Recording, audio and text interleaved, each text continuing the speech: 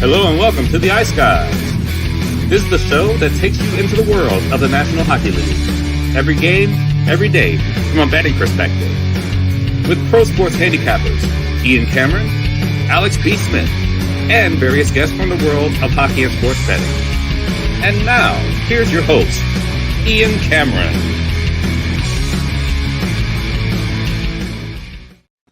Welcome to the Ice Guys, Thursday, January 25th. Ian Cameron, Alex B. Smith with you and ready to break down the Thursday NHL card. We've got 9 games tonight in NHL action. Looking forward to breaking those down. We'll recap yesterday as well in just a moment. But first, the big news of the day, and those of you, of course, that are our great Patreon members and subscribers, you already know it is an Ice Guys Live Betcast game day, baby. You better believe it. We have ourselves a betcast tonight. Yes, indeed. And it will be our first Patreon exclusive Ice Guys Live betcast. The only way to watch this betcast tonight and the only way to join us on the stream tonight as part of the betcast on screen, it's by being a Patreon member and subscriber. So there you go. There you see all the details. Tonight, 7 p.m. Eastern. This date, Thursday, January 25th, is the date that we picked out weeks ago to be the first Patreon exclusive Ice Guys Live Betcast of 2024. And again, to be part of the Betcast, all you need to do, sign up and subscribe for just $10 per month at patreon.com/iceguys to watch the Betcast and take part, of course, and join us on the stream if you wish. We posted the YouTube link this morning on the Patreon page for tonight's betcast. So we're looking forward to it very much. And also, one other thing we want to point out, too, for those of you that want to actually join us on camera on the screen during the betcast, I've instructed all our Patreon members on the Patreon page to just leave their name and an email address in the comments where the YouTube link is posted, and we will make sure we get that StreamYard link for the betcast sent to you just as we get underway tonight at 7 p.m. Eastern. Really, the only thing that's different is this is exclusive to Patreon members, this betcast tonight. It's going to be the same betcast you know and love, though. Live betting, commentary, throw back a few beers, a few drinks, have some fun, lots of laughs. Certainly, we had a lot of laughs a couple weeks ago with our main January betcast. So, and what I like about these, Alex, a little more quaint environment, a little more cozy atmosphere, too, because it's just the Patreon members, the most devoted, loyal, and beloved viewers and listeners of the show with us. So it's going to be a lot of fun, as always, with the betcast tonight. Yeah, absolutely. Like I said, it's a little bit of a different feel when it's the Patreon exclusive. Like I said, kind of a smaller crowd, a lot of the usual names and faces, but it's still always a good time. So definitely want to encourage everybody to, like I said, sign on up if you haven't already and join us tonight. Some interesting games on the card, too, so it kind of worked out pretty well that this is the date that we end up landing on. No doubt. Looking forward to it. It's a good card. Now, normally with these Patreon, I don't know. Have we done it? I think we've done a exclusive. It was back on the YouTube, back when the YouTube tier was going subscription. But I think this is the first Patreon exclusive betcast. And usually with these ones, we keep it a little shorter. But then I look at the schedule and I see, you know what? The latest game's 9 p.m. Eastern, 8 p.m. Central, with the 2 games with Columbus, Calgary, Chicago, Edmonton. So we might go right till the end of those games tonight. We'll see how it goes. But with those 2 games being, there's no real late, 10:30 Eastern game tonight on the schedule. So we might go right till the end of the slate tonight with the Patreon exclusive Ice Guys Live Betcast. So we're looking forward to that. And again, make sure you sign up if you want to take part and join us on the betcast tonight. Let's look back on Wednesday night. It was a busy Wednesday, a busier Wednesday than normal in NHL action. We will start with Winnipeg and Toronto. Alex and I were both winners with the draw, plus 350. Those Toronto Maple draws that have serviced us so well this year continue to do so. How about the fact that you have a scoreless game going to overtime? Only the second time that has happened this year. The only other game that was scoreless after regulation was Flyers-Islanders, and it was a Saturday night game back in November. That's it. So that tells you how, in an NHL world we live in, Alex, where there's a lot more goals than there used to be, you have to almost be shocked now when you see a game like that last night, scoreless after the 3 periods of play. It's funny. I was going back and looking to see other scoreless games heading into overtime and a shootout in recent years. And there was one back, I think, 2 years ago with Chicago and Dallas. And you mentioned the Flyers and Islanders. I was on the draw in all 3 of those games. So It's something that, maybe like, we always talk about sprinkle a little something. Maybe you put $1 on a 0-0 score every time you bet a draw, and you can hit one of those. That's going to be a really nice payout. Somebody was talking about that. I think somebody said they saw in the neighborhood of plus 4,000. I don't know if they bet it, but they just saw that number being quoted. So it's rare. It's extremely rare, but it's nice to be on the draw when those kind of games happen. You hope for a whole lot of nothing at some point when you have a draw bet, and that was 60 minutes of it. So that's as good as it gets. Yeah, absolutely. As good as it gets. And I'm telling you what, I can't say, Matt, that, imagine having money on 0-0 correct score and draw. I never even considered 0-0 correct score. And to be honest with you, I wonder if there were any takers at any book to have a 0-0 game after regulation. Probably always one bet on something. Yeah, you never know. There always seems to be one person that crawls out of the weeds, and here they are betting something that you would never expect would cash, which ends up cashing. So maybe someone did have a correct score 0-0 after regulation. Hey, people thought we were crazy when we started betting these draws, and look what happened now. So yeah, and now it's a movement, draw season. Make sure you get the hashtag rolling as well. Hashtag draw season. Hashtag draw SDN. Get that thing going. I mean, it is we have not, no one has bet more draws and recommended more draws and acknowledged the draw bet more than us. On any, we trump all the NHL betting shows, the ones out there, as far as trumpeting the draw bet and being able to profit from it as much as we have. So it was great to see that come through. It was a great goaltending matchup, and it was an awesome job by Ilya Samsonov. That's now 2 great performances by him in a row, really getting his confidence back. We know he's gone through, obviously, the mental struggles.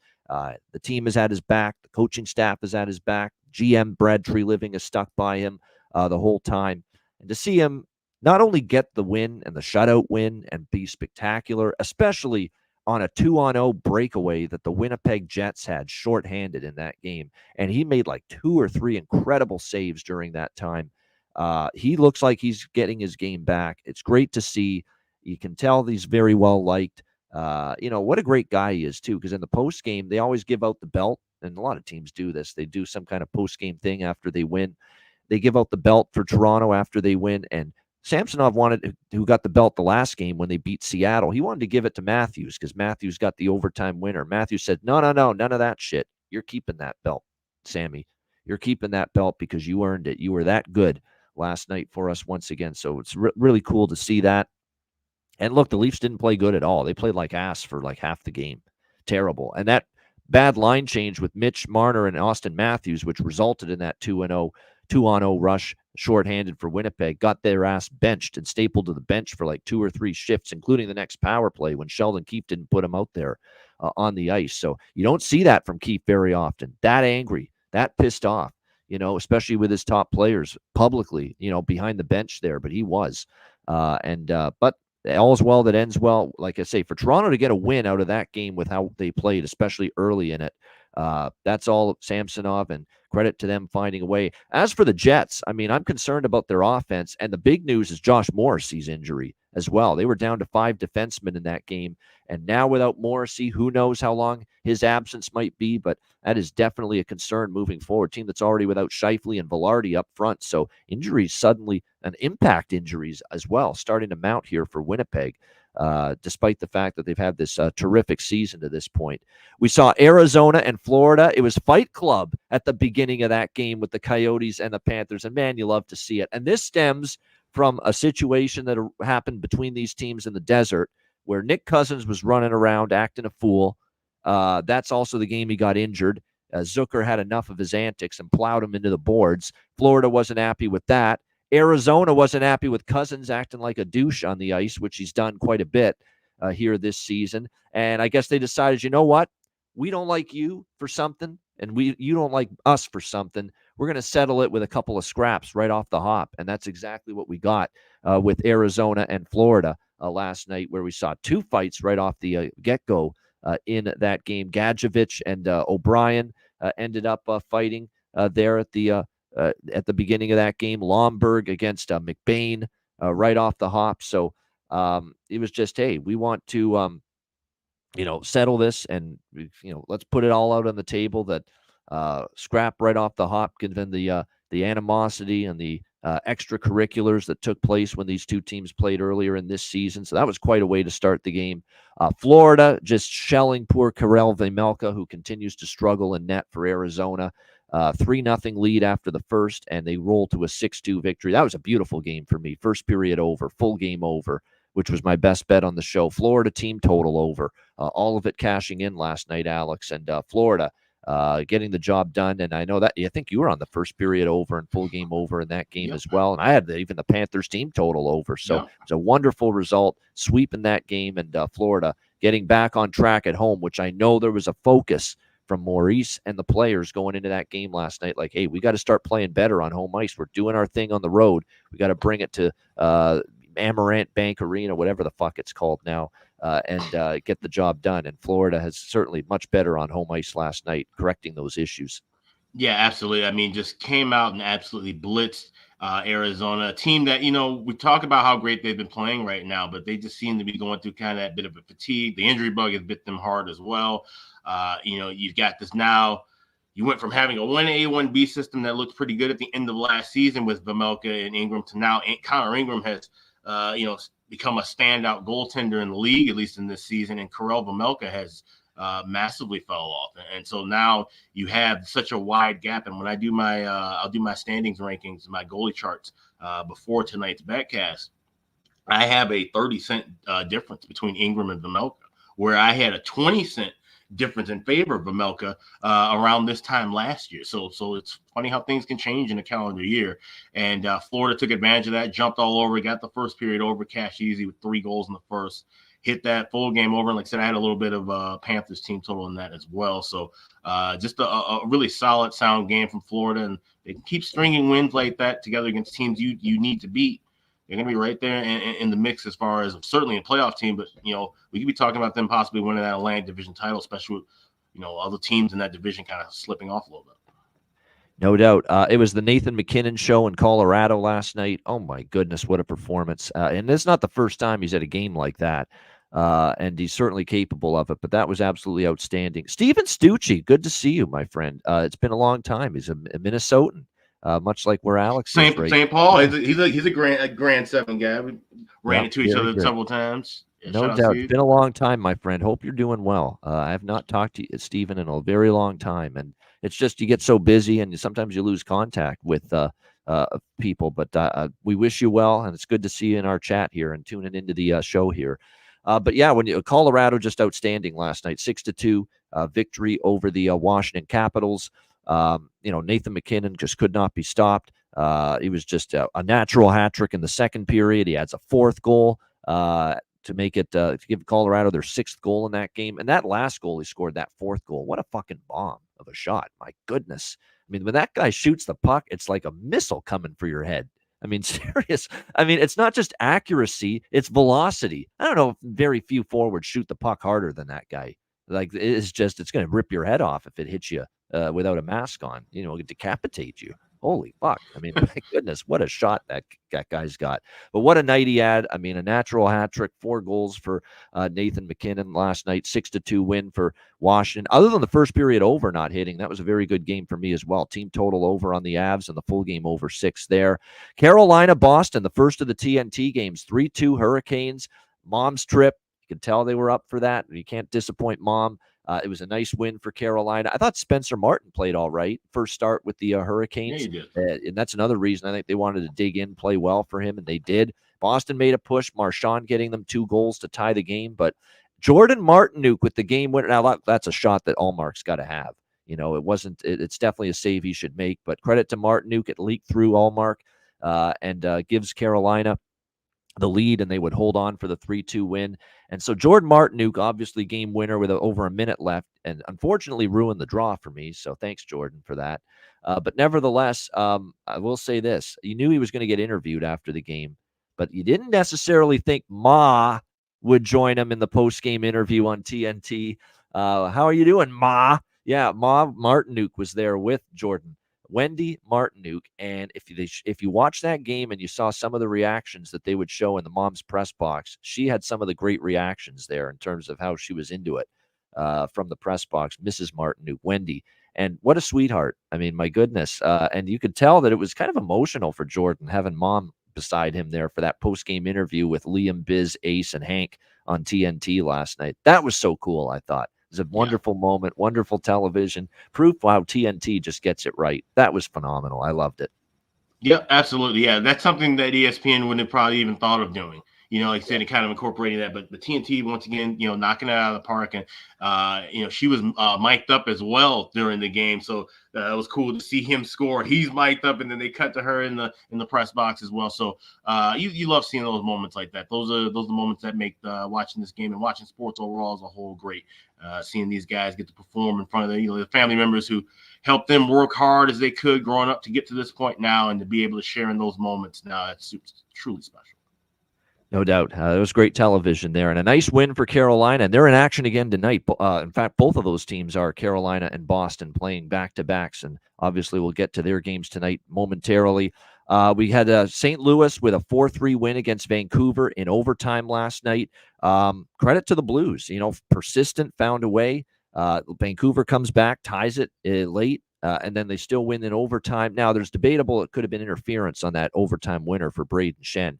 Wasn't called. I think he definitely could have called that, but it didn't get called. And St. Louis ends up winning it with that wrist shot from the slot, beating Casey DeSmith for the 4-3 overtime win. Credit to Alex. That's a draw I did not end up betting, but Alex did with the Blues and the Canucks there. A draw at around a plus 400 price. So outstanding snag there to get a draw there with the Blues and the Canucks. And if you thought that was impressive from Alex B. Smith, you ain't seen nothing yet. Chicago and Seattle. My goodness, could you have nailed a game any better than Alex did? Holy mackerel. And you know what? The more I thought about it, because he was talking really liking Seattle in a variety of different ways on the show yesterday, I ended up jumping on a bunch of those as well, like Seattle puck line and team totals for the full game in the first period as well. I looked in those directions. I figured, you know what? Let's think about this for a second. Seattle's desperate. They're not going to take Chicago lightly. They need to get back in the win column. They've lost a few in a row. They finally had a few days off with no travel after this jet lag, road-weary schedule, and they've got this beaten-up Chicago team with a horrible goaltender, coming into their building tonight. And that's exactly how it played out. They jumped on them early. Chicago had a good first period, but then Seattle capitalized on every chance because, look, Soderblom's not it right now, clearly. And then, of course, Seattle ended up getting better and stronger as the game went on, and they ended up rolling to a 6-2 victory there. So how about this showing here for Alex B. Smith from this game? He recommended on the show, and we posted the card yesterday, as we always do. It's another perk to sign up at patreon.com/Ice Guys for $10 a month, not just because we have our first live betcast, which is Patreon exclusive tonight, but because the card is posted. The card for Alex included first period over, cash, full game over 5.5 cash, Seattle alternative team total over 4 plus 110 cash, and he even went with a first period correct score prop for Seattle, Chicago. Seattle up 2-1 after the first 20 minutes at 12-1, plus 1,200. That also cashed. My goodness, Alex, my hat's off and applause, and just incredible. Completely and utterly nailed the fuck out of that hockey game. Thank you. Yeah, I mean, like I said, when you watch a team this long, like I watched the Hawks, you just, certain things just stick out to you, and you see schedules and you see just how they're playing in form. And this just looked like one of those flat national TV Hawks on the road. They get their ass kicked spots. I've seen this since I was a little kid. And, you add in Soderblom starting, and, you guys know all the things I said about him. And like I said, it's a desperate Seattle team at home who, they won't take this team lightly. Remember, they did lose to the Hawks the first meeting of the season. They came back a couple of weeks after that, put the screws on and scored 7 goals. And it seems like, when you have a really bad team, right, like a bottom 5 team like a Sharks or Hawks or Ducks, they beat a good team and they know they're going to play them a couple more times. And we've seen this, you go back in history. The next 2, 3, 4, 5 times that better team plays them, like I said, they remember that. And it carries over, and they said, no, we have to beat the crap out of this team. We can beat them. We're much better than them. And they put the screws to them, and that's exactly what happened. Now, the correct score look in the first period kind of came out of necessity. I had mentioned on the show that I liked first period team total over for Seattle, but I was looking for a 1.5. Well, you shop around because everybody was anticipating a lower score. There were no 1.5s unless you went to BetMGM. So I'm at FanDuel. I'm seeing this over a half at -200. I'm not laying that. So I go to correct scores, which I usually do when I'm looking for draws. And I go, let's just look for something in the first period. And I'm like, I'm not going to go 2-0 because I feel like the Hawks could get a goal. If they're going to have any kind of energy, it's going to be in the first 20 minutes. So that's how I landed on 2-1 at a decent price, plus 1,200 to tie in with everything else. And it all came to fruition. Yeah, it was wonderful, wonderful result all around, and that's about as happy. That's the wonderful thing about betting, especially when you're betting with unbiased opinions. When you're betting to make money, you're betting to win, you're betting good situations, good spots. You wouldn't think, Alex was a Blackhawks fan listening to him just now. I mean, he's loving life. He's just loving it here. What a great game for me last night. Yeah. And it's because, look, you got to make money and you got to do what's right from a financial standpoint. And your betting decisions can't be clouded by fandom. I've said that for years and years, and that's proof right there. It's like I could bet on the Hawks and then be double miserable because my team lost and I lost money. Or I could realize, hey, these guys aren't good. Let me bet the other side in any way I possibly can and make some money out of it. So, yeah, that's the most fun I probably ever had watching the Hawks lose, to be honest. There's a good question, probably for Alex, because he dabbles in that way more than I do, the correct score. But Tim says, how many units would you recommend betting on a correct score? Oh, no, that's really small. Like no more than a quarter unit for a correct score. Like I had a quarter unit on that personally. Sometimes, and if I do a correct score full game, that'll definitely be a quarter unit. But if I'm doing anything with a period, this is like maybe the second time I've ever done this with a first period. If I'm doing this for a first period, it would be a quarter unit max, and I would go even smaller than that because this is beer. We're talking beer money here because if at plus 1,200, all right, fine. You throw a 10 on it, you got some decent money coming back your way. So it's something to where you got your. I talked about this with a couple other gamblers where they have a kind of like the round things off. So if they have X amount in 738, they'll take that 738 and just throw it on some kind of prop they like. So it's something you could do like that. Take $2-3 and round off your balance and just throw it on something fun like that, and it could hit, and all of a sudden you got $50 or $100 extra in your account. You're paying for juice essentially when you're making larger bets. If you start betting with those smaller units and finding some diamonds in the rough like that. Yeah, and no doubt that was a great result. And if you think it's bad for Chicago last night, they have a brutal travel spot. Seattle now to Edmonton, back-to-back now, and you got to play a team that's looking for their 15th win in a row tonight. And by the way, they're closing in on the league record, the NHL record for consecutive wins. I think it's Pittsburgh in 91-92, I believe, 17 92-93, yeah. Yeah, and they're getting close to that. Like they're 3 away from tying it, 4 away from surpassing it. You don't think that's on their minds now, that they want to not just tie, but maybe beat that record? So that's a motivated Edmonton team probably tonight as well. And then the last game, I mean, I'm ready to say it. I mean, I'm worried. I think the Kings might be broken. I can't believe I'm saying that about this team. I cannot believe it, especially with the way they had that incredible road run to start the year and just how locked in they were to the details of their game defensively and how their team structure was. And Talbot was great in net, and they were scoring enough goals and they were winning games the right way. And, to me, that's the biggest issue with the LA Kings. What has happened to their structure? What has happened to their defensive game?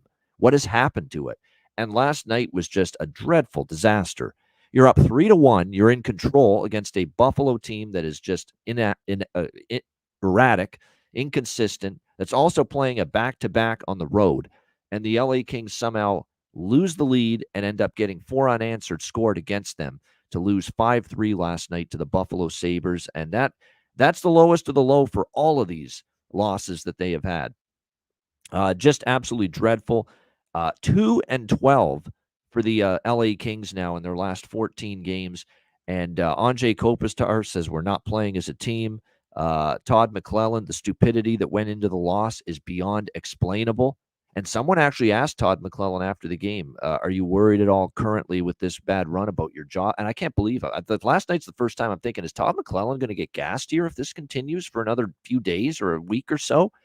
Rob Blake just gave him a vote of confidence like a week or 2 weeks ago. But my goodness, if it keeps going like this, I'd be worried if I'm Todd McClellan. And he answered that question very, very honestly last night. He says, it's a fair question. He said, it's totally fair.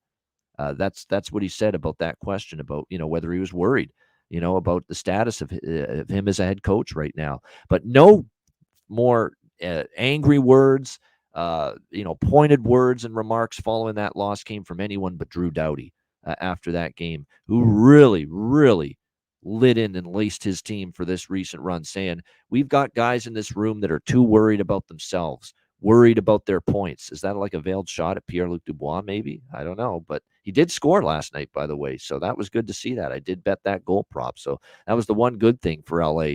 We had a 3-1 lead tonight, and then guys started to think it was a cookie night. We stopped playing the way we know how to play, had an awful second period, and aren't much better in the third. It's about the team, not about yourself. Guys on this team, we need to realize that. So Drew Doughty coming out swinging about his teammates right now and the plight of this Kings team. They're a mess right now, Alex, and I'm shocked. I can't believe that it's gotten this bad. Yeah, I'm stunned too. And I understand Doughty's frustration as a veteran and a leader on this team, and a guy who would love nothing more to have one more deep playoff run before he calls it a career. To see guys around him, lollygagging and not putting forth the full 60-minute effort it requires night in and night out. It's obviously frustrating, and there's a lot to be said here. And like I said, we're blaming the goaltending, right? That's our easy out all the time. Is there's no Copley and Talbot's being run down and David Ricks. Guys cheating for offense with a 3-1 lead. That doesn't happen to the LA Kings with the structure and the defensive, wherewithal that they've played with for years. It's happening now. You got guys that are up at the blue line waiting for the puck there instead of being in good defensive posture, helping their blue line out to clear the puck out of the zone. What the hell? That's not LA King hockey. Not at all. No, not at all. And like I said, going back for years and years, they've always been responsible moving the puck. They've always been in the right positions, no matter the coach. Like I said, even going back to Sutter, we talk about how antiquated he is, but he had people in the right places. You're seeing this guy is just kind of just wandering aimlessly at times. I go back to that overtime where the Kings lost against Detroit. And they had Matt Roy out there. Matt Roy looked like he didn't know what the fuck he was doing one bit. And to have him being the point man, and you're pushing the puck up the ice, and you're going up against guys like Alex DeBrincat and Sir Patrick Kane, and all of a sudden they come and beat you down on a 2-0 on breakaway. And it's just like, what's McClellan watching? And that's the thing. With one hand, I'm like, oh, do you really want to fire him mid-season? He's not a horrible coach, and I don't really think there's anybody right now in that LA system that would kickstart something right away. Unless you make some kind of crazy splash hire and pull a Islanders, you get a name out of nowhere.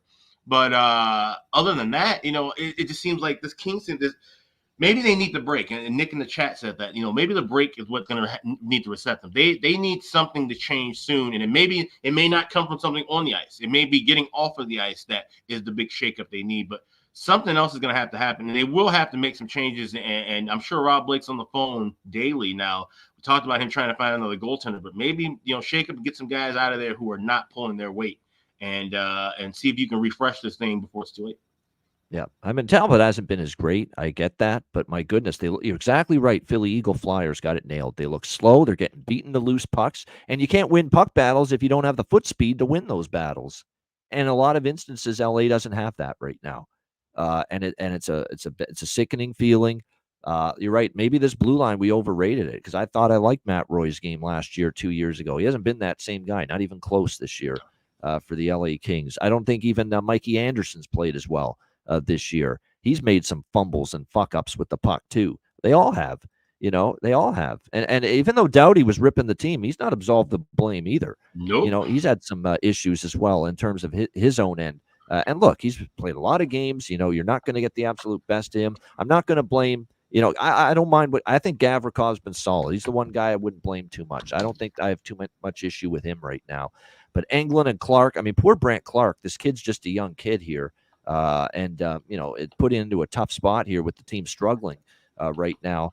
But they've just got to iron it out. And to me, when you look at this team too, offensively, it's been up and down from everybody. Pierre-Luc Dubois brought in to be the strong two-way center. His defensive game hasn't been anywhere close to as good as it should be. And obviously, the offense hasn't been there consistently for him. So there's just a lot of issues right now. Kempe's not having a great year, to be honest. Kempe's having a so-so year. This is a guy that we thought would get 40 or even 50 goals this year for the LA Kings. Andrei Kopitar, I feel bad for him. His offense has dried up considerably, too. And you wonder if this is a mini little Ovechkin thing, Alex, going on with Anjay right now, as far as the offensive side of things. Like he's always going to try to do what he can as far as responsibility defensively, but the offensive side of his game, he can't buy one right now for the LA Kings, and it's almost like Father Time has knocked on his door this last month or so. Yeah, absolutely. And, it's funny. We talk about how deep this team is, but yet I'm looking, just at the current depth chart now. And like I said, I'm seeing, guys like Trevor Lewis with only 5 goals. Jared Dolan Anderson only played that 17 I expect. games. Yeah. But I'm just saying, but having those third and fourth line guys step up when those top line guys aren't there, that was the kind of thing that we all liked about LA, is saying, oh, okay, well, if Kopitar doesn't show up tonight, then maybe somebody from the third or fourth line will step up. PLD will step up and have a big night. And that's the thing. We haven't been seeing that. This team has been way more top heavy forward wise from a score sheet perspective than we were expecting. And so when you add that to the issues of defense and then the issues of goaltending, I think that's the biggest problem. They're having these stretches and streaks because they're so top heavy. And we see this happen with all top heavy teams. Maybe shake up the lines, maybe start moving some guys, not to say it's a promotion demotion thing, but let's get 3 solid forward lines out here and let's get everybody involved. Hell, let's move somebody from the second line down to the fourth line, get everybody involved and make everything look uniform so we can have a consistent rush and get something changed, get something shaken up. Yeah, I mean, it's just, you're right. They look slow. They're not getting any sort of depth forward contributions offensively. Kopitar's offensive game has declined. Kempe's not having the season he did last year. You've obviously got, Byfield has obviously taken a huge step this year, but he's cooled off a little bit lately. Yep. Fiala's up and down. You're not getting much. Moore's been good. Moore's been good. I can't blame Moore too much. Trevor Moore's had a nice season for LA, but just not enough from everyone else in the forward group. The defense hasn't been as good as I thought, and obviously goaltending was great early, and Talbot's game declined a little bit. You can't trust David Riddick, so that's another reason why Rob Blake maybe is going to have to, there you go. It ran into Jason Demers at Mullet Arena. Ryan, good stuff. There you go. Cool. Nice. He's everywhere, that guy. My goodness. He really is. But yeah, I mean, just issues right now for the LA Kings. There's no question about that. And it's tough. They need it's a great point by Nick Earl. Good to see him in the chat. They need the All-Star break. Oh, badly they need it. Maybe that's what's going to get them back on track, but they need it. They look like they're leaking oil, and they need the All-Star break in the worst way. There's no question about that. All right, let's get into the Thursday card here. We've got the first game on tap. It is the Boston Bruins and the Ottawa Senators. We've got Boston minus 135, road favorite, 6.5 the total. Here in this game, back-to-back for the Bruins after losing it to Carolina last night by a score of 3-2. Now on the back-to-back here tonight in Ottawa against this Senators team. An Ottawa team that, don't look now, slowly, and I mean slowly, starting to show some improvement. There's a lot of things. Like their advanced numbers look a little bit better these last few games during this 3-1 stretch, beating Montreal twice, beating Philadelphia, who were playing well at the time, losing in overtime to Winnipeg, which I thought they played well enough to win in that game. They outplayed the Jets for stretches of that game on Saturday. There's definitely a lot to like here with Ottawa in recent games. Now, can they handle this step up in class? The good news, though, for Ottawa is Boston's on the back-to-back, which they have not been great on back-to-backs this year. They get Boston at home, and Boston on the road has not been great lately as well. If you look at the Bruins, we know what happened to them on that road trip. 4-game road trip the last time they were on the road. They went 1-3, and the only victory came in overtime against the St. Louis Blues. So when you look at this matchup here, Ottawa really gets an advantageous scheduling situation here in this game against the Boston Bruins. I'm going to take a shot with them tonight, plus 115. I mean, Boston on the road has been sketchy. It is a back-to-back for them, which they haven't been great in this year. And if you actually look head-to-head wise, Ottawa's beaten Boston twice in a row here in Ottawa.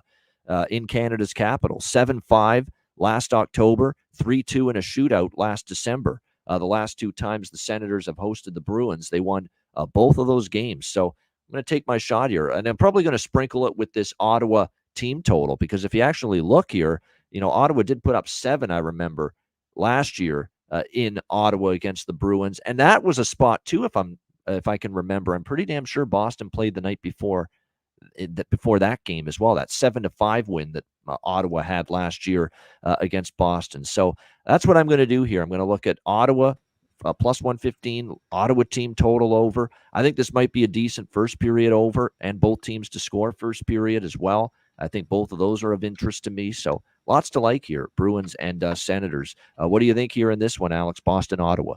Well, as we talked about, we'll be on the Patreon only betcast. So this will definitely be one I'll have the first period overlook on live in game. I'll grab both teams to score in the first period, and I also like the draw here at plus 360 at FanDuel.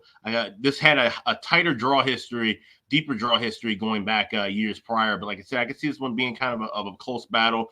Boston, like I said, that game last night really should have gone to overtime with Boston and Carolina. That pace, that flow, and that seems like that second half kind of classic Boston Bruins hockey. Now, he said, leaving and going on the road second night of back-to-back, I could definitely see where maybe Ottawa jumps out a little early, but Boston finds a way, just like they did last night, to kind of come back and steady things. So I like the draw here, and I probably will end up being on Ottawa, but I think I can wait in-game and get a better price. I think we'll see some, like I said, action go both ways, and I'm hoping to maybe get Boston, maybe grab a quick lead, a lead deep later in the game, and Ottawa maybe try to come back. So this is definitely an in-game play. Want to look at both teams to score in the first period and the draw pregame, and then all the other stuff we'll talk about on the Patreon. Yep, no doubt. And as far as player props go for this game, there's a lot that stand out. Coyle, DeBrusk. Jimmy mentioned Jakob Lauko. Didn't score last night, but keep an eye on him. He's been noticeable. Like, it was all Marchand last night, but I think you got more of the depth guys that might be able to chip in tonight. Carolina defended pretty well last night. Let's keep that in mind. Ottawa's defending better, finally. But still, I think there's going to be inroads for Boston to be able to make some more things happen. Ridley Gregg, yes. Ridley Gregg scored the other night.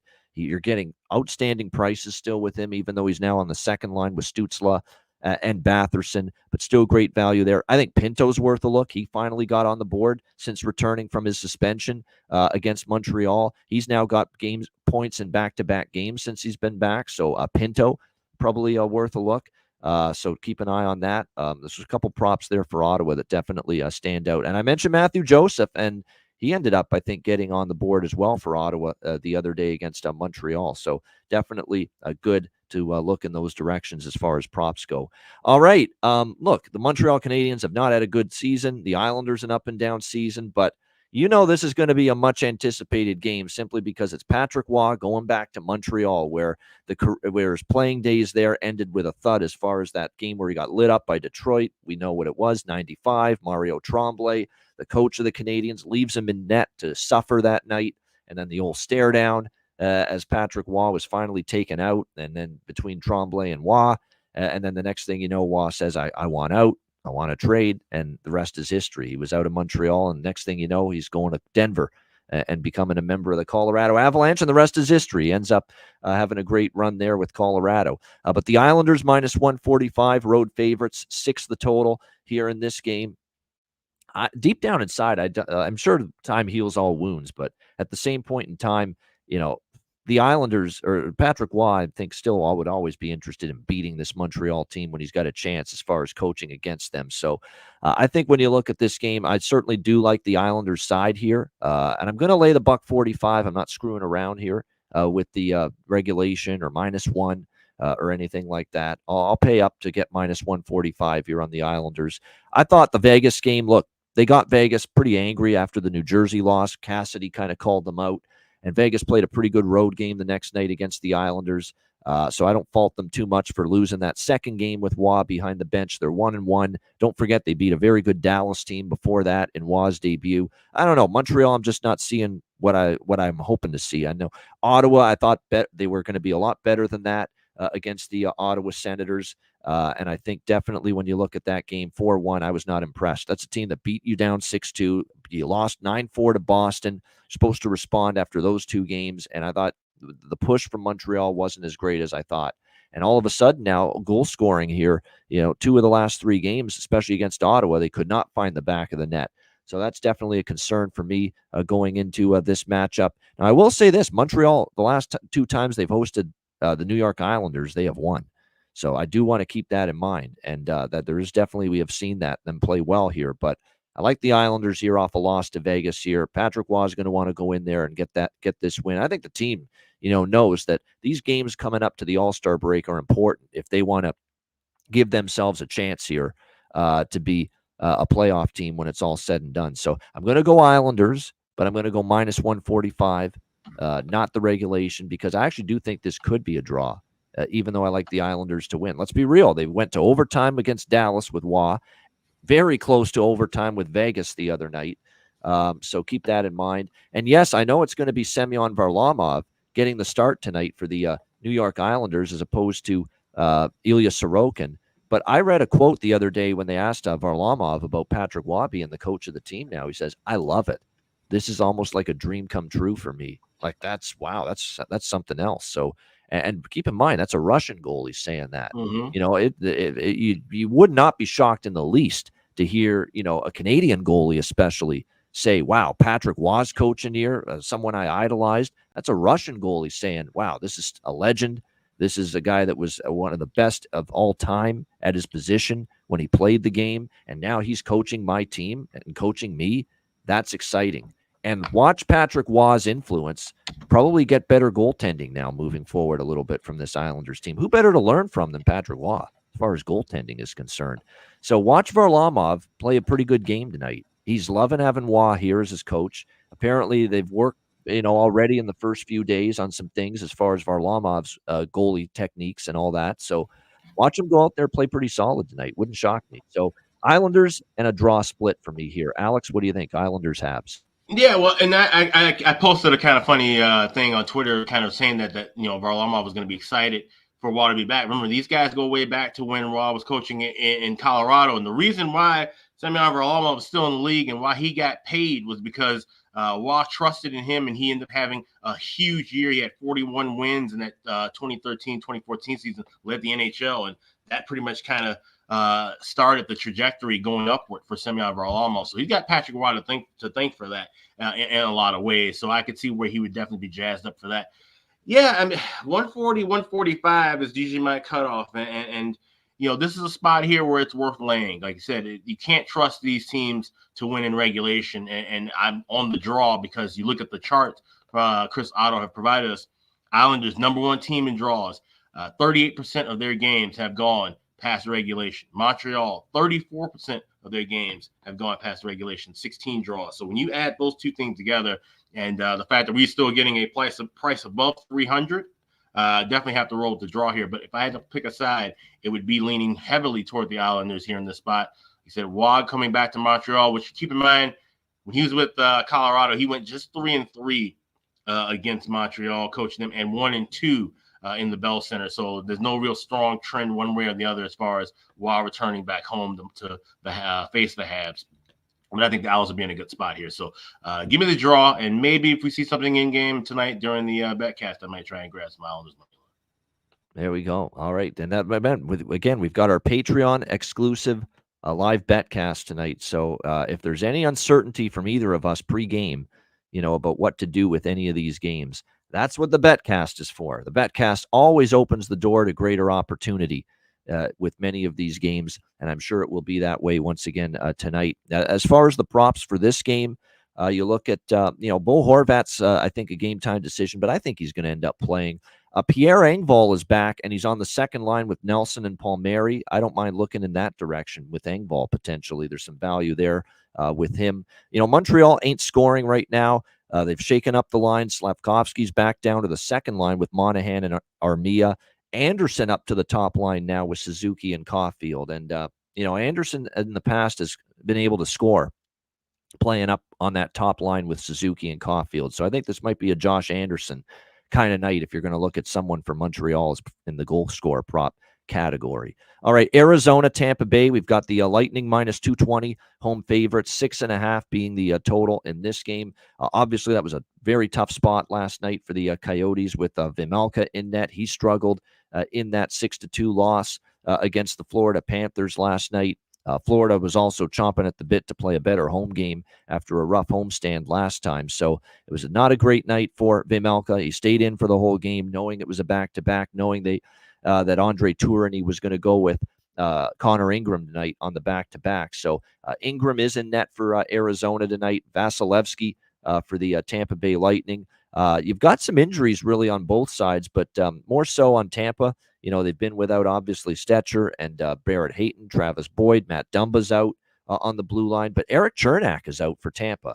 And, you know, I know Sergachev and Hedman get all the talk and about, you know, how important they are to this team. But Don't forget about Chernak and his defensive ability, the physicality that he brings on that blue line. So when he's out of the lineup, he's also missed, for this Tampa team that, let's be real, they don't have quite the same depth that we've seen in years past on the blue line. And look at tonight, because of Chernak out, Sergachev still on IR. You got Hedman, Radish, Dahan, Perbix, and you're down to Max Crozier and Emil Martinson Lilleberg on that blue line tonight for the Tampa Bay Lightning. So, that's a little thin back there, if you ask me, going into this matchup here against the Coyotes. Ingram in net, we'll see how he fares. Like I said, with Ingram lately, Ingram's whole season has been very good. But you look at the last few starts he's on a 4-start win streak coming into tonight. Now, 3 of those were at home, but he did go to Vegas November the 25th, Connor Ingram, and he shut out the Vegas Golden Knights back in that game. He's been very solid lately. You look at these January starts, pretty solid overall, giving his team a chance to win every night, back-to-back wins. Connor Ingram, I'm looking at the numbers. Last 5 starts, he's given up 3 or less in all 5 of those starts, and a grand total of just 9 goals in those 5 starts. So he's playing very well here for the Arizona Coyotes. I'm tempted to sprinkle a little bit on Arizona tonight. I am, even though it's a back-to-back for them. I don't love that it's back-to-back for them and Tampa's rested, but Tampa's also coming off the road. A 3-game road trip that they had through Buffalo, Detroit, and Philadelphia. They ended up going 2-1 on that road trip. We'll see how they fare here tonight back home off that mini road trip. Like I said, it is back-to-back for the Coyotes, but with Ingram and net, who's given them a chance to win, it seems like every single night, I wouldn't totally rule them out of having a chance here tonight, even on this back-to-back. I'm looking at their back-to-back numbers this year, and it looks like I've got Arizona at, let me just see here. They've only played 3 back-to-backs all year, 1 and 2. So a very small sample size as far as that's concerned. I think what I'm going to do here is I'm going to maybe sprinkle a bit on Arizona money line, but I'm going to focus more on that Arizona team total tonight, because you look at the fact that that blue line of the Lightning is a little banged up tonight in this game against the Coyotes, including, of course, Chernak, who's one of their more shut down, stay-at-home defensemen, missing in action for them tonight. And again, with this being obviously Tampa a pretty big favorite here, you're able to get Arizona's team total over 2.5 minus 112. A very good price. So I think I'm going to go in on that a little bit. Arizona team total here over 2.5 minus 112. Maybe a smaller position on the money line here with the Coyotes. What do you think here in this one, Alex? Arizona, Tampa Bay. Yeah, this is a game where I'm kind of leaning toward looking at this draw here. It's a big enough price, seeing as high as plus 375 at Caesars, plus 370 at FanDuel, where I think Arizona, because of the way that they got kind of crushed in their last game, they could kind of slow things down a little bit. Like I said, Ingram, we know he's a much better goaltender, and he's been in good form. And Vasilevsky going for Tampa Bay, I could see this maybe kind of being a bit of a goalie duel. So I'm leaning toward the under as well. I don't know if I'm going to fire away on that necessarily, but I like the draw more. I think we could see it under kind of a pace for the majority of this contest. Like I said, both teams that need points, both teams kind of looking toward the break, and it's Tampa Bay coming off of the road, being back home. Having that spot leading into the break, I think we could see more fatigue from the home teams in those circumstances. For the majority of the time, especially we saw last night, we saw road teams get demolished, like Arizona. We saw Chicago get demolished. I think those road teams that could kind of struggle in certain spots in these last couple of days, where maybe some home teams that are coming off of the road and looking and saying, hey, we got a few days before the break, kind of, maybe a deeper exhale, and then they get caught up by some teams that they should be beating. So give me the draw here, plus 370. All right, draw here for Alex with Arizona and Tampa Bay. All right, Philadelphia, Detroit. We've got this is a good one. They're 2 teams that are right in the hunt for playoff positioning. It's a very important game here, especially for the Flyers, who have now, lost a few in a row, trying to get back on track. Even money here, minus 110 both sides, 6.5 the total. Where do we think the Philadelphia Flyers are at mentally right now? They know the Carter Hart's obviously been granted this leave of absence, which we think is connected to the unfortunate incident that took place 6 years ago with the World Junior team. It looks like it's got to do with that. They didn't look right the other night against Tampa. They really didn't look right as far as defensive posture. They took too many penalties, and Tortorella said that after the game, that we took way too many penalties. You cannot give Tampa Bay, regardless of where you play them, that many power play opportunities because Tampa Bay has lived off the power play this year. Philadelphia found that out the hard way the other night in that loss to the Lightning. They'll be looking to bounce back, but like I said, they've now lost a few in a row after that great run that they put together to put them in playoff positioning in the Eastern Conference. They've now lost 3 in a row to Ottawa, Colorado, and Tampa Bay, all at home. But now they go back on the road. And look, this Flyers team on the road has been very good this year. 14-6-4 for them on the road this year. Only 6, Alex, regulation losses on the road this season for the Philadelphia Flyers. 14-6-4. So they've played 24 road games. They've only lost in regulation 6 out of those 24 games. Why do I mention that specifically? Because I like the draw here tonight with the Flyers and the Red Wings. You look at the 2 meetings earlier this year between the Flyers and Red Wings, 7-6 Detroit in a shootout, December 22nd. It was a shootout literally and figuratively in that game. It was a shootout because the game ended 7-6, but it also went to a shootout, and the Detroit Red Wings won here at Little Caesars Arena 7-6 December 22nd. And then they played just a week before that in Philly, 1-0 Flyers, this close to going to overtime. So 2 very close competitive games between these 2 teams. I think from a side perspective, I don't want to go against Detroit here off a tough loss to Dallas where they didn't love their second period at all. They got totally dominated by the Stars. I think they want to bounce back. I know Philly wants to bounce back, and they've been better on the road than they've been at home. So I'm not rushing to fade the Flyers in this spot either. So the draw to me is the choice, especially with how close 1-goal games each of the 2 previous meetings this season between the Flyers and the Red Wings. Alex, what do you think here? Philly, Detroit. Yeah, this is definitely a great draw spot, especially this is classic draw season material with these versus 2 teams. West. Or yeah, no, it's 2 East teams. No, right. Old school, I know. But 2 teams in the East, same conference, different divisions, both needing points, so not completely in each other's way yet, but could, like I said, come to fruition if they happen to kind of fall in that wild card kind of pack. And that's the big thing with Philly. You want to try and stay in that top 3 quadrant as much as you can. And that's going to be tough to do if they're riding Samuel Harrison for the foreseeable future. Well, another team that definitely will need to make some kind of goaltending move down the road. But I do think he's been playing well as of right now, and I just definitely think we're going to see some good pace here. And I don't think this game's going to get out of hand nearly like we saw in the last meeting, 7-6. That's another reason why I like the draw. I think we see things a little bit more low and slow in the first 20 minutes here. So not looking at both teams to score, not looking at first period overs, even though I know it's been a good trend with Detroit of late, getting some of those early goals. But I think we can see a slower pace here because of the last meeting head-to-head, and then things can open up a bit more. But that's not to say that it's going to explode in the last 30, 40 minutes of play, and that should be enough to get us to draw here. All right. Both of us liking the draw here with the Flyers and the Red Wings. You're right. I'm kind of torn on the total here. I think it could go either way. Philly's going to look to tighten it up on the road. I mean, Philly on that homestand, I mean, they were playing overs, 4 overs on that homestand for the Philadelphia Flyers against Dallas, Colorado, Ottawa, Tampa, and I cashed in a couple of them. But on the road, they've definitely kind of looked to play a little more defensive-minded. And, I know we saw 7-6 in the previous meeting, but if I'm not mistaken, the 2 goalies that were in net for their teams that night, they're not going to be in net tonight. It was Hart for Philly, and it was James Reimer for Detroit that night. So it looks like it's going to be it is going to be Alex Lyon for Detroit. He's confirmed. And don't hold it against Lyon, the performance against Dallas. If you watch that second period, they were running around their own zone like chickens with their heads cut off, Detroit. Like Dallas was just swarming them, and they kind of hung Lyon out to dry in that game against the Dallas Stars. And it was really the first bad game he's had, but it was more so a bad game from the players in front of them.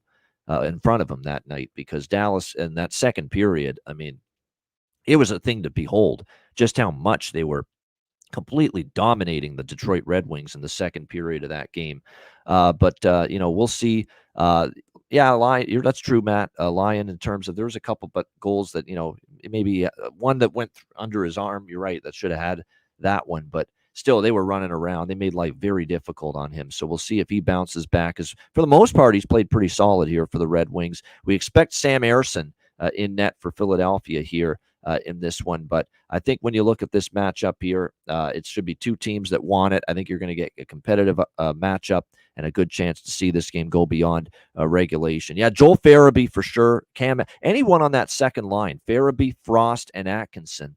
I think they're very good looks.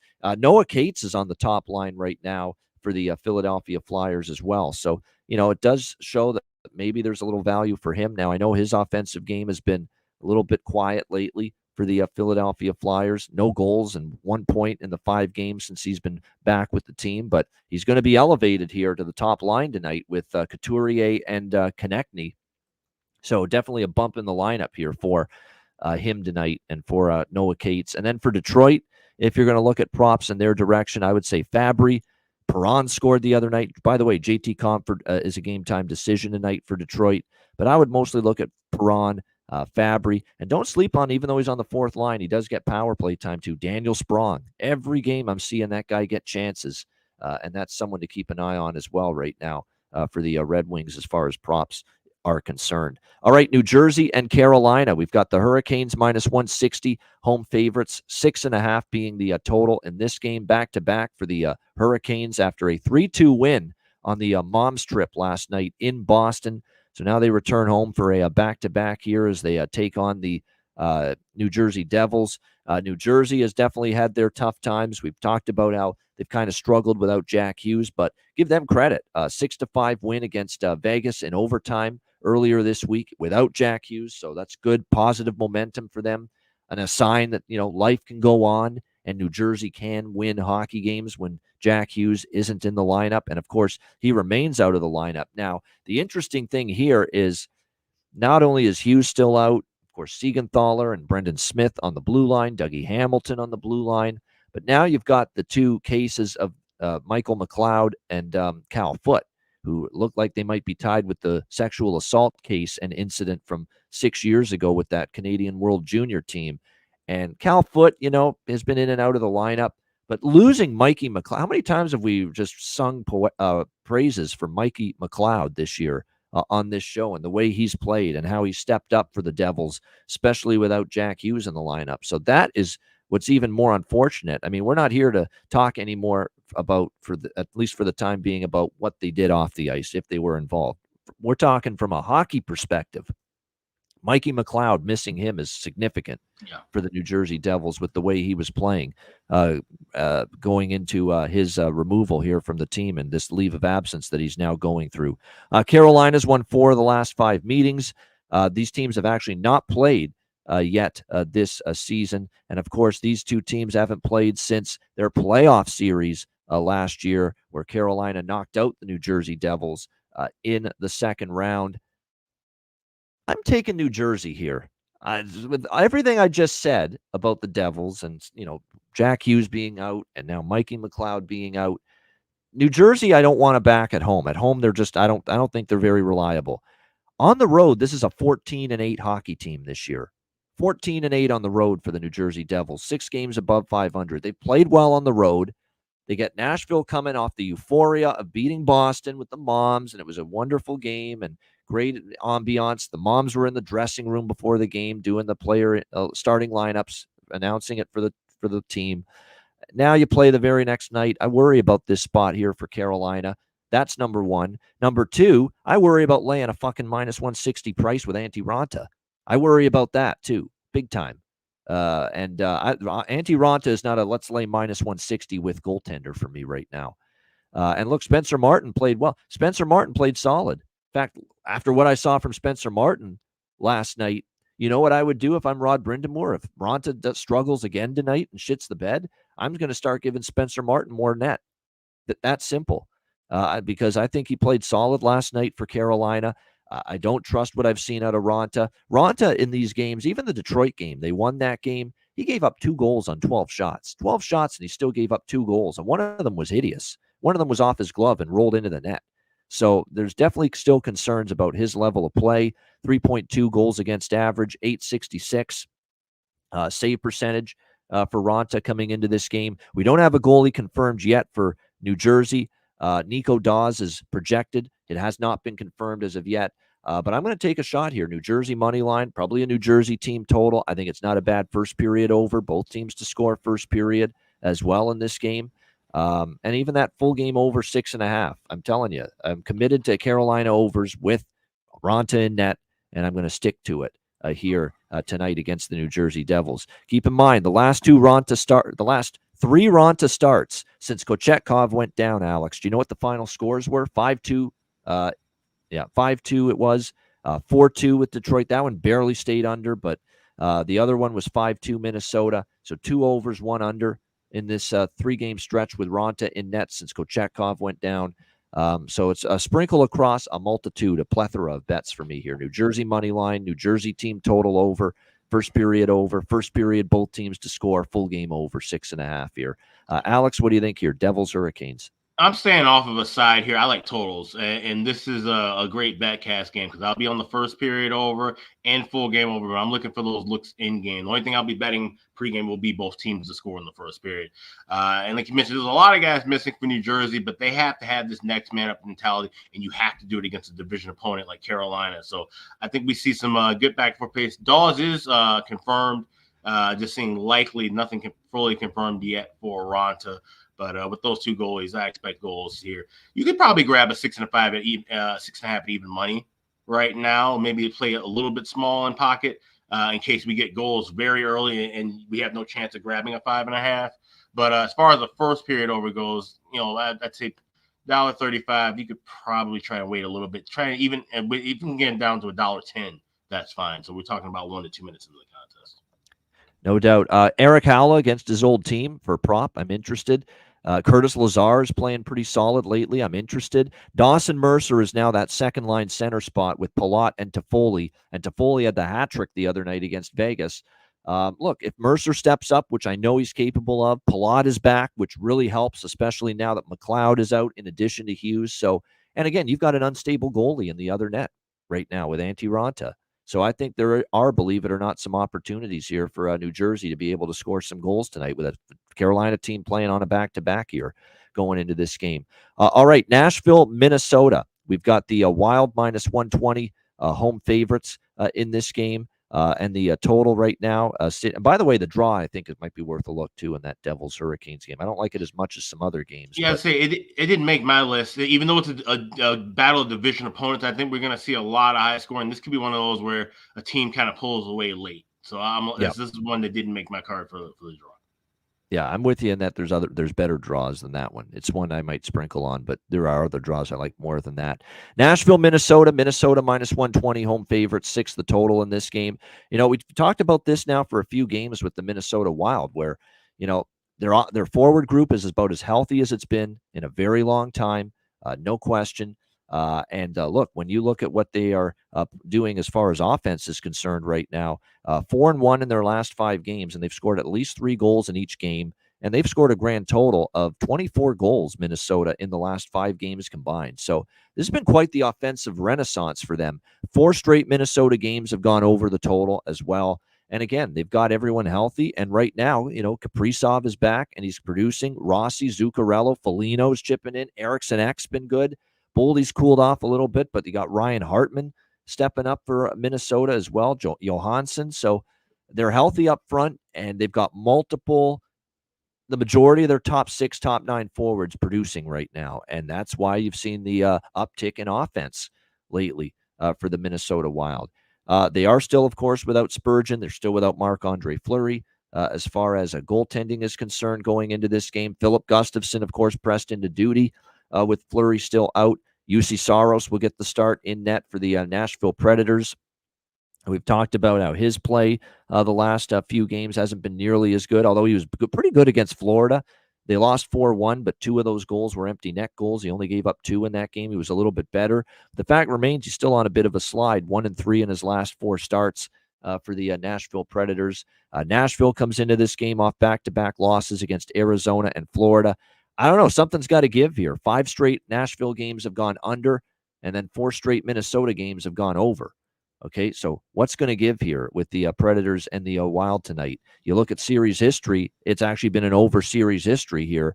3 straight meetings have gone over, and you go back to the last 8 meetings, and we're looking at 7-1 to the over in the last 8 meetings between the Preds and the Wild. So I'm going to defer to, like you could say, Nashville's going under lately, Minnesota's going over lately, but that series history kind of tilts me in the scales of over in this game with Nashville and Minnesota.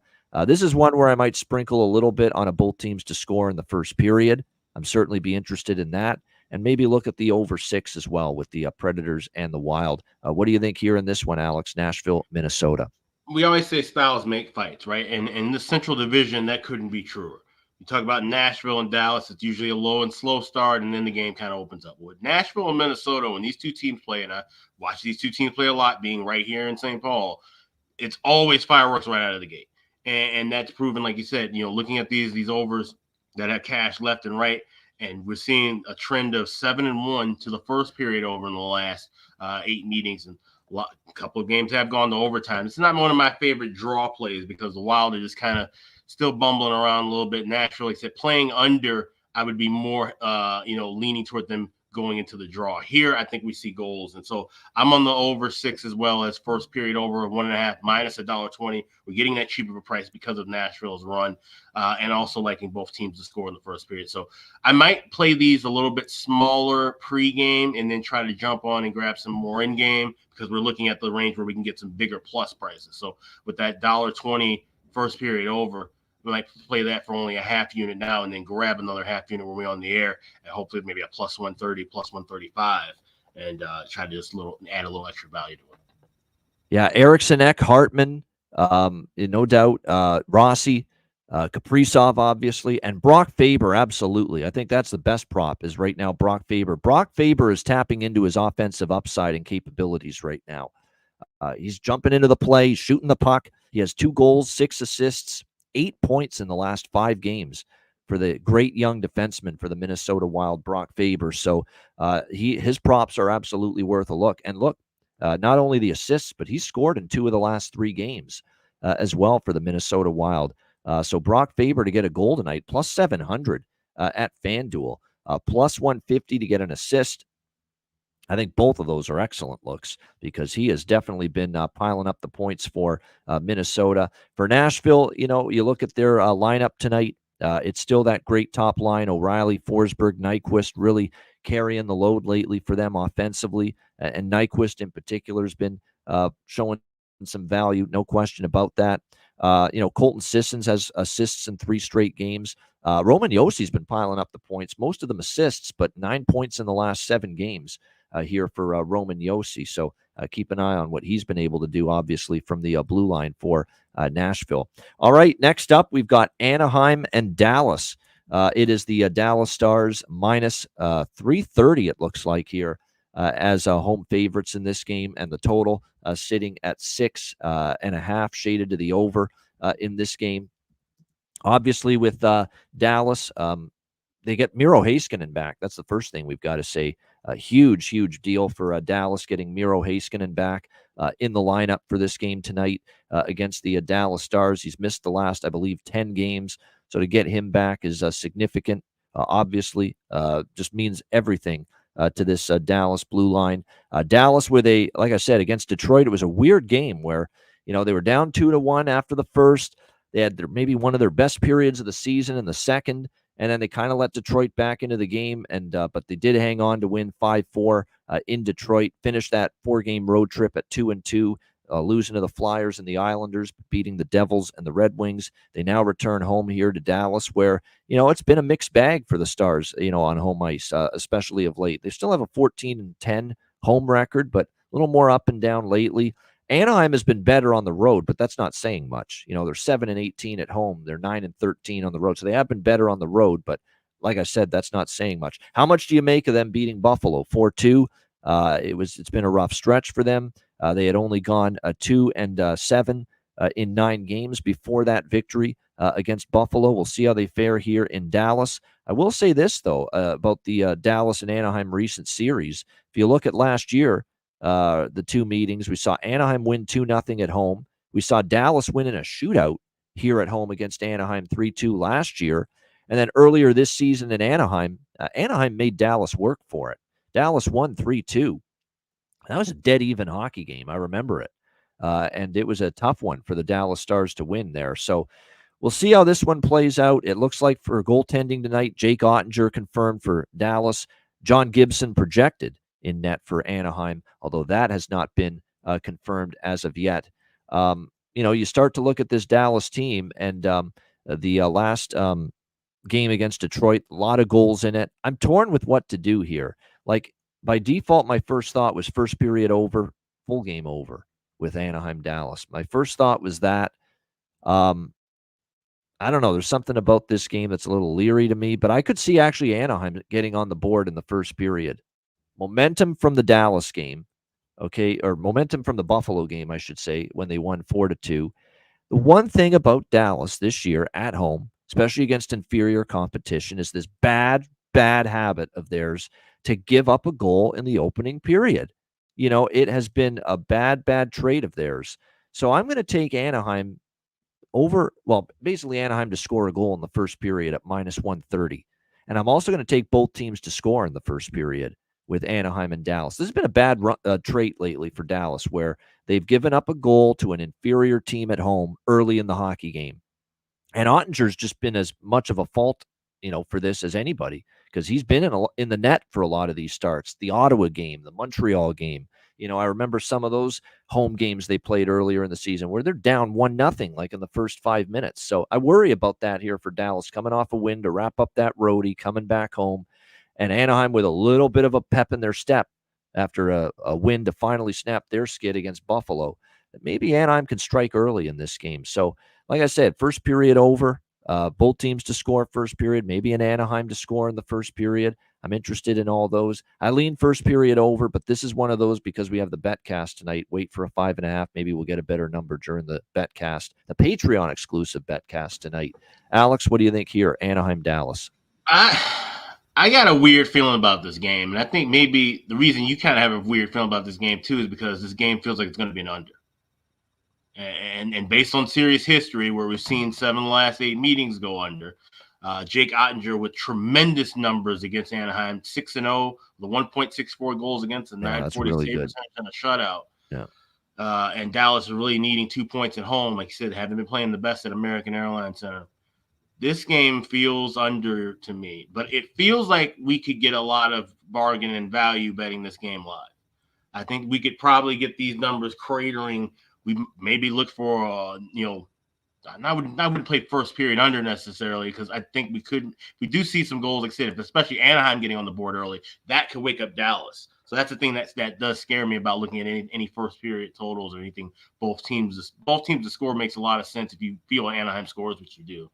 I don't know if we're going to get that. So I'm waiting to see what happens in the first period. But if we get a scoreless first period, like we do, then we can hammer Dallas team total in game, both teams to score second period, full game over. Then that's when we can start really opening up and get creative. And we've seen this with some betcasts sometimes where we like a spot over early or pregame, and we had those bets, but then they didn't cash. But we saw those open opportunities as that number continued to climb down, and then we end up making all that money back and then some during the night. So that's the way I'm kind of leaning with this game, and it just has that weird feel, especially Dallas at home is a big favorite. Anaheim has played them fairly close in the last couple of meetings. Granted, this is not nearly as good of an Anaheim team that we saw in early October and November, of course. This game feels kind of weird, so I'm going to wait and bet it live. No doubt. That's maybe the best bet in this game, Terry. It's not anything I said a moment ago with the first period, Anaheim to score, both teams to score in the first. It's Wyatt Johnston. It's anything Wyatt Johnston. His move, the move by Peter DeBoer to put him on the top line with Robertson and Hintz has been spectacular. It's worked out amazingly. That trio has incredible chemistry, and they are the line that was the catalyst for that game against Detroit the other night. They caused fits for the Red Wings, and that guy's ability to hound the puck, Wyatt Johnston, we know he's a great offensive player, but his ability away from the puck to retrieve pucks, to create takeaways, I mean, it's been really, really impressive to see, and he's fit perfectly with Robertson and Hintz. And this is no slight on Pavelski, who is on that top line, but, they kind of want to preserve his minutes a little bit, maybe move him down to the third line, keep him fresher for the playoffs, and he played well with them too. But I find Wyatt Johnston's been an even greater fit chemistry-wise with Jason Robertson and Rope Hintz from what I've seen. And Wyatt Johnston's been great. So anything you can get for his props, goal prop, assist prop, absolutely, it's worth a look. He has been excellent on that top line. It's down to plus 220 now to score a goal. So you're not getting the great prices, but plus 165 to get an assist is a great price, and because he's got that ability to set up Robertson and Hintz, on this top line for sure for the Dallas Stars. Marchment scored the last game too with Duchesne and Seguin. So you can always look in that direction. Heiskanen being back, certainly huge for the Dallas Stars. For Anaheim, Adam Henrique has been noticeable lately on the top line, contributing. McTavish as well, even though he's playing now on the third line. So there's a couple of props on the Anaheim side maybe to take a look at here in this game as well. All right, next up, we've got Columbus and Calgary. It is the Calgary Flames minus 190, home favorites, 6.5 being the total here in this game. The Calgary Flames, that was a excruciating and painful loss for them at home against St. Louis, the third straight loss for them on this homestand. Toronto, Edmonton, obviously two pretty good teams there, but losing to St. Louis, they're 4-3 and having a lead like they did, a very disheartening loss for the Calgary Flames in that game. We'll see how they fare here now against the Columbus Blue Jackets, who since the start of last year have been a thorn in Calgary's side. Columbus beat them at home last year, 3-1. Calgary beat them at home last year, but it was a 4-3 overtime win. Columbus gave them fits. And then, of course, Columbus won 3-1 back in October, earlier this season at home against Calgary. Columbus is a weird deal right now. Columbus has lost 5 of their last 6, 1-5. It's going to make you think, wow, I can't back this Columbus team. They're just not playing well right now. They're playing better than the results would indicate. I've watched this team. I saw the Edmonton game. They had a million great chances. Defensively, Edmonton was good, and Skinner was outstanding in net for the Oilers in that game. Columbus played Edmonton very well, I thought, the other night, in spite of that 4-1 loss. The New Jersey game, they lost 4-1. That game was closer than the score would indicate. They beat Vancouver 4-3 in a shootout. The Seattle loss was a pretty even game, and they didn't get the goaltending, which is, look, that's what happens. They're not a great defensive team most nights, and the goaltending's erratic. Tarasov is in net tonight for the Columbus Blue Jackets. What will we get from him? They are going back Calgary to Jacob Markstrom, who was in net, by the way, for that St. Louis game where they had that awful third period and losing 4-3. Tarasov has sat the last 3 games as Merzlikins got those starts.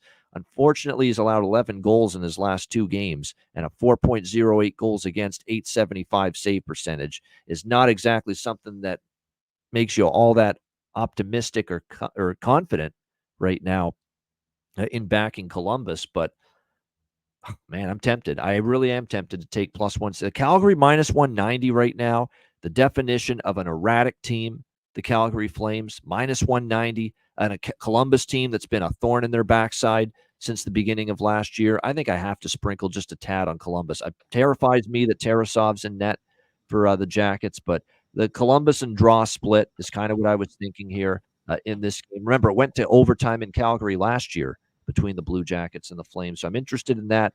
To me, this is overs as well. First period over. Both teams to score first period. I can see the full game going over, but I might only bet small on that. Wait for a better number during the Patreon exclusive live betcast tonight. And then props. I mean, where do you start with the props? I mean, Sharon Govich, Coleman continue to be on fire for the Flames. Matt Coronado is, I think, due to score one at some point on the second line for them as well. Stillinger, I like for Columbus. He's been good since Pascal Vincent put him up on the top line for the Jackets. Shinikov as well. And I'm not usually big on Johnny Gaudreau props because he's not had that good season at all for Columbus. We know that. But if there's ever a night he's going to want to show up and have a big night, I mean, 7 goals for this guy in 46 games is mind-boggling. And only 29 points in 46 games, too. But if there's ever a night to invest in Johnny fucking Gaudreau props, it's tonight against his old team. And they'll be booing his ass, I'm sure, start from the start of the game in Calgary at the Saddle Dome tonight. So that's what I'm banking on, that it gets the best out of Johnny Gaudreau. But that's not a guarantee with the season he's had for the Columbus Blue Jackets. Alex, what do you think here, Blue Jackets Flames? Yeah, it's another good game. I'm glad we have for the betcast tonight. And like I said, I like overs, I like goals here. Calgary loses this game. I mean, we pretty much have to call them done, right? Like they still will be, well than alive as far as points and in the standings. But I'm saying just from a mental point of you can't lose at home to the fucking Columbus Blue Jackets if you're trying to be a playoff team. I'm sorry, Calgary, you can't. You have to step up and bring a big effort tonight. And we can't. I don't trust them to do it. I simply do not trust this team. And this is a reasonable price, right? We're not talking about 350, 400. We're talking about 190. But I don't trust Calgary to just step up and blow the doors off Columbus like they're supposed to in this spot. So I would sprinkle a little bit on draw. This isn't even a favorite draw look of mine. But this is what I'll be waiting. I'll be grabbing a little bit of over 6.5 and first period over 1.5 minus 140. Now try to get some better prices and put a little bit more on it in game. But that's the only thing I'm looking at here. But it's like I said, Calgary should win this thing 6-2, 7-2. They could easily lose this thing 4-3 in the shootout. So staying away from a side for now. They got to prove it to us tonight. We'll see it live. But this might be a fun game as we talk about props. Might be one of those we can kind of grab a few people from each side and maybe put a little parlay together. So I know we tend to do that sometimes on some of the live betcasts. Maybe that's something we do later on tonight. No doubt. And like I say, we think there's going to be a chance for some goals here tonight. Now, the games in Columbus, I believe, stayed under last year and this year in this series history with the Jackets and the Flames. But the game in Calgary did go over last year. It was 4-3 in favor of Calgary. That one did go over the total. And the games in Calgary have gone over the last couple. 6-2 a couple years ago, and that was 4-3 last year between these two teams. So, and Tarasov, certainly, I mean, that 4 goals against is not what you want to see. And like I say, I think the Jackets could add way more than 1 goal against Edmonton. They had chances galore, and it was just Skinner was tremendous, and Edmonton got a lot of puck luck too. Like Columbus was this close to having like 3 or 4 goals in that game, but Edmonton's just in one of these runs right now where they just can't give up goals. I mean, it's just impenetrable right now, which is a great segue into the final game of this Thursday card. Chicago Blackhawks, Edmonton Oilers. We've got Edmonton. Anyone want to lay minus 650 with the Edmonton Oilers tonight? It's got to be up there as one of the biggest favorites we have seen this season in the NHL. Oilers minus 650 and the total 6.5 here in this matchup with the Blackhawks and the Oilers.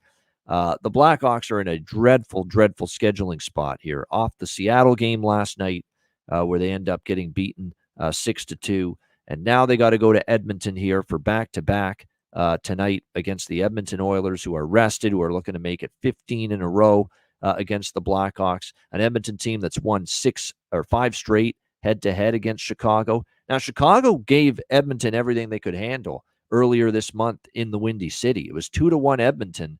And that game was very, very tight. And Chicago played a heck of a game. They dug in defensively, which is the only way they can compete right now is trying to dig in defensively and win games that way. But no, it's tough sledding for the Blackhawks. We're not even going to mention it. We've mentioned it every day. You guys know by now who's out for Chicago. Bedard and a bunch of others as well. And the others are important too to why this offense is struggling. It looks like tonight on this back-to-back, obviously, last night in the loss against Seattle, we saw Soderblom in net, and that's a big reason why Alex really liked Seattle in a variety of ways in that game. Peter Mrazek expected to start. Hasn't been confirmed, but I'm pretty sure we'll see him. Calvin Pickard, how about that? Getting the start for the Edmonton Oilers tonight in this game. We'll see how he fares. You know, his numbers are solid here for the Edmonton Oilers. 2.69 goals against, 902 save percentage. He's won his last 3 starts. So the Edmonton's still been able to win games with him. It's not like he's been this massive. There is a drop-off, clearly, but it hasn't been this massive drop-off going to Calvin Pickard with what we've seen from him. 2 goals allowed against Detroit in a win. 2 goals allowed against Anaheim in a win. 3 goals allowed against New Jersey in a win. So, you know, he's been solid here for the Edmonton Oilers in these last few starts. So we'll see how this one goes tonight, but certainly not interested in minus 650 on the Edmonton Oilers. I'm tempted by that first period team total look that, you know, I won with Vancouver with it early in the week against, who was it? Chicago, the same Blackhawks team. I went to the well with Seattle Last night, that first period team total over, which was plus 200, by the way, at BetMGM. It was plus 200 for that Kraken over 1.5 team total in the first period. I might get in there with Edmonton team total over 1.5 tonight. Just keep that streak going. Chicago's been giving up goals early, especially on the road here this week to Vancouver, to Seattle. That's the only thing I would bet pregame, quite honestly. It's just Edmonton team total over 1.5 in the first period. Get a nice plus price with that. There's just very little value if you want anything on Edmonton. And I know there's going to be some people that might be braver than me that take plus 475 with Chicago, that they shock the world and they end this 14-game win streak. And I guess with Pickard in net, who, is capable of having a bad night, anything can happen. But this is just brutal for Chicago schedule-wise. I mean, you can't ask for worse. Seattle with a shorthanded, depleted team last night, and now in Edmonton tonight, less than 24 hours later. That's tough. That is as tough as it gets. Alex, what do you think, Chicago, Edmonton? So I like goals here sparingly. Obviously, we can't rely on Chicago to score a ton, but they are going to get out of their funk and not just be a team that just, goes and either scores one goal or gets shut out. We've seen some spurts of offense. They had a ton of chances last night. They had a chance to tie that game in the first period and ruin the correct score bet. When they got that goal to make it 2-1, they were buzzing late in the first period. And then as soon as they hit the locker room, whatever energy went out of that building, and then they come out Soderblom with a soft goal, 15 seconds in the second period. The rest is history. Now we get Peter Mrazek most likely in net. And they said Calvin Pickard. Calvin Pickard has played against the Hawks more than any other team in the National Hockey League in his career. Yeah, he has 8 starts against them. 2-4 with a 3.23 goals against and a 912 save percentage. So not world beater numbers necessarily. Obviously, the clash of trends is what's the big story here. Edmonton on the historic run, winning. The Hawks near one of their historic runs, losing on the road. I mean, this road run, it's reminiscent of the shit we saw in the late 90s, early 2000s with this franchise. Just absolutely abysmal when they're away from 1901 West Madison. That being said, I think this game could be kind of a closer-paced game late. I don't think Edmonton blows the doors off Chicago early. I think Mrazek, with as well as he's played, Mrazek gotten, he knows where he's going to be the next couple of years. Contract is safe and secure. I think he comes out and makes some big saves early, and we see the goals kind of come through late. But Edmonton could run out of gas here. It's not necessarily because they're playing the Hawks. I just think they might just run out of gas. It's been a lot of positive hockey, and when you play in this winning streak, that pressure mounts. It's just like, kind of being in that kind of same playoff kind of mentality. Yeah, you're trying to win every game, but you have those crash and burn moments in the playoffs. Think about when you see teams lose in the playoffs. They, swept somebody in the first round. They come out and then all of a sudden get their asses handed to them in a game somewhere in the second round. This game is going to be a draw.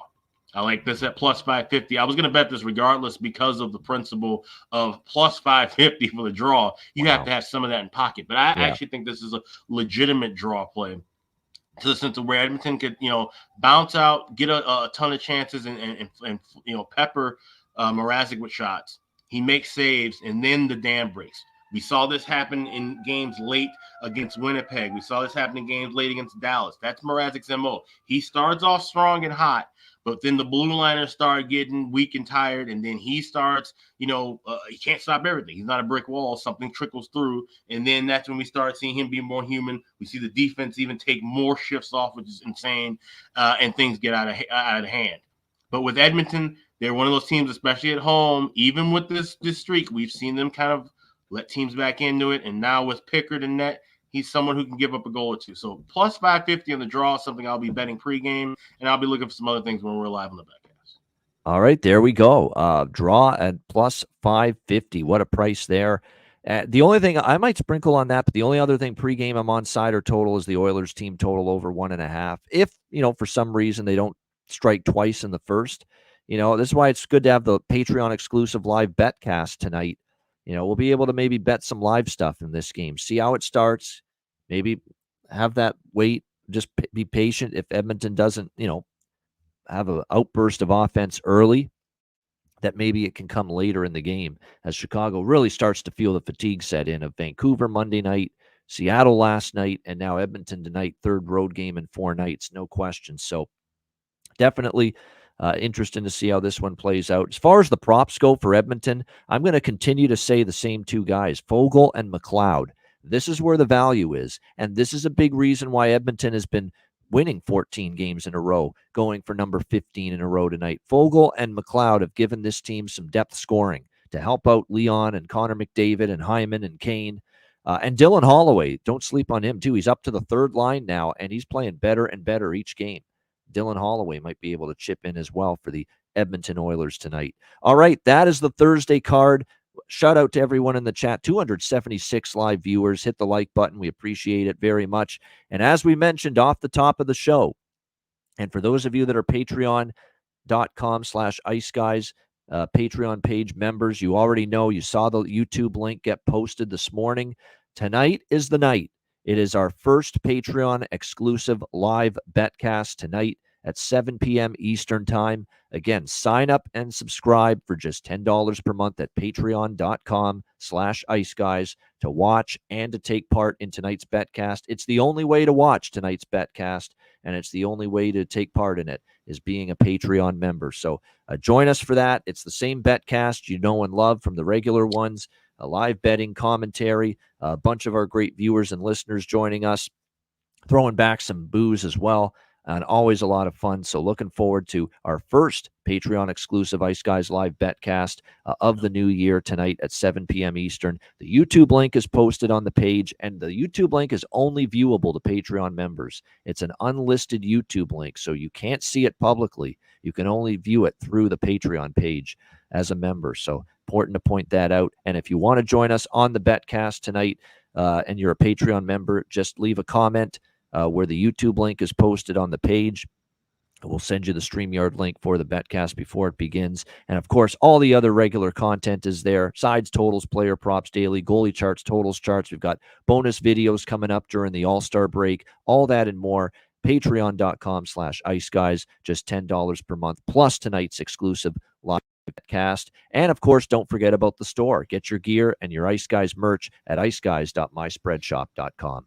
Yeah, we got a deal going on right now. 20% off everything in the store right now. That's the main store, iceguys.myspreadshop.com. We've also got pinned on our X page at _Ice Guys, which is Ian's temporary Twitter page. We have the limited edition merch too. Some of those things will be gone after the All-Star break. So the Skinner shirts, the bomber jacket, there's the mug, there's a couple of items there that will be gone. So if you want to get those, you got a week to grab them essentially before they're gone for quite some time. So definitely check out both stores, but don't miss that 20% off. That's going for the next 4 days, and that's at iceguys.myspreadshop.com. All right, good stuff. All right, it is time for Bargain Bin Special of the night. Alex, Bargain Bin, what do you got? I don't have a bargain bin special tonight. I was combing through and looking through, and it's a decent slate of games, but nothing really stuck out to me, so I am skipping tonight's bargain bin special. Nothing wrong with that. I'm going to go to Nashville, Minnesota, and I mentioned him earlier. I'm going to go with Brock Faber on the blue line, plus 700 at FanDuel to score a goal tonight. 2 in the last 3 games. He's shooting the puck a lot more, getting involved in the offense for the Minnesota Wild. It's a terrific price for someone that is definitely jumping into the play, getting involved offensively. And again, he has scored 2 goals in the last 3 games for the Minnesota Wild. Brock Faber, plus 700 for the Minnesota Wild for my bargain bin special of the night. All right, best bets for this Thursday, I should say, NHL card. Alex, what do you like for best bet? Yeah, heading on up north to La Belle Provence, on the Habs and the Isles. 2 of the biggest proponents of draw season so far. They're right there in the top 3. Of course, the Maple draw is right in the middle between them, but we're going with the regulation draw here at plus 360. Islanders and Habs should be a tight one. It's been impressive so far under the Patrick Roy regime with the Islanders. They've been still playing that kind of low and slow hockey that we're used to seeing. They've kind of, not necessarily that it's, Patrick Roy has now become a defensive gem, but it seems more like they've gotten back to just playing the style of hockey that they've been the most comfortable with, which is just that unit. Those guys who've been there for a long time play well defensively. So New York Islanders, Montreal Canadiens draw plus 360. That's my best bet for this Thursday. There we go. Thailanders, never a bad option for a best bet. New York Islanders, Montreal Canadiens draw. Best bet for Alex B. Smith. You're pretty good in terms of always joining us in the chat, so I'll throw it on the screen and promote it. There you go. If you're into EA Sports NHL gaming, there you go. Started a Ice Guys team on NHL 24, looking for people to join Xbox One and PS4. So there you go. If you're into the video, I like it, but I like video gaming, but I have no time for it, unfortunately. Yeah, I haven't Especially played in years. that's the problem. It's just my days are packed already. But if you want to join that Skis Picks there you go. Get involved with a little EA NHL. It's in the game. I still remember that as their slogan all these years. All right, my best bet for this Thursday card. Lots to choose from. A lot of interesting spots here for this Thursday slate. But when it's all said and done, I'm going to end up going with I'm going to go with Ottawa here. Plus 115. Home underdog against Boston. I like the way they're trending. They catch the Bruins on a back-to-back. Tough spot here for Boston. I think, and Ottawa's beaten them twice in a row at home. So Ottawa's matched up well with the Bruins, especially in this building. There is definitely some positive signs for Ottawa, playing better team hockey lately. And again, they catch Boston in a pretty tough scheduling spot. Boston hasn't been great on the road lately either. They've been awesome at home, not so much lately on the road. I'm going to take Ottawa here, plus 115 for my best bet here for this Thursday NHL card. That'll wrap up this edition of the Ice Guys. Thanks to everyone for joining us. Hit the like button on the way out. And one more reminder, Patreon exclusive Ice Guys live betcast tonight, 7 p.m. Eastern. The only way to watch it is to sign up and subscribe for just $10 per month at patreon.com/Ice Guys. All right, a reminder, the Ice Guys is live 7 days a week, Monday to Friday, 2 p.m. Eastern, Saturday and Sunday, noon Eastern. If you can't watch the show live, download the Ice Guys podcast in audio form on all major podcast platforms. For Alex B. Smith, I'm Ian Cameron. Have a great Thursday night. Enjoy the games and good luck. And to all our Patreon members, we will see you for the betcast in a few hours later tonight.